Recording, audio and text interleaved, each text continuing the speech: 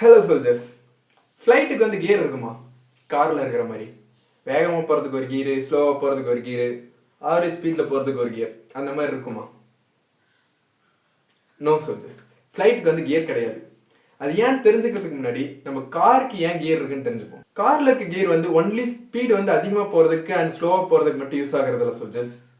அந்த கியரில் வந்து first gear போட்டிங்கன்னா டார்க் அதிகமாக கிடைக்கும், டாப் கியர் போட்டிங்கன்னா டார்க் கம்மியாக தான் கிடைக்கும். இந்த டார்க் எதுக்கு தெரியுமா யூஸ் ஆகுது? சப்போஸ் ஒரு ஸ்லோப்பான ஒரு ஹில் சர்ஃபேஸில் ஏறுறீங்கன்னா ஃபர்ஸ்ட் கியரில் தான் போட்டு ஏறுவீங்க. ஏன்னா ஃபர்ஸ்ட் கியரில் தான் டார்க் வந்து அதிகமாக கிடைக்கும். சப்போஸ் ஃபோர்த் கியர் போட்டு ஏறினீங்கன்னா கார் வந்து ஆஃப் ஆகும். இப்போ நம்ம ஃப்ளைட்டுக்கு வருவோம்.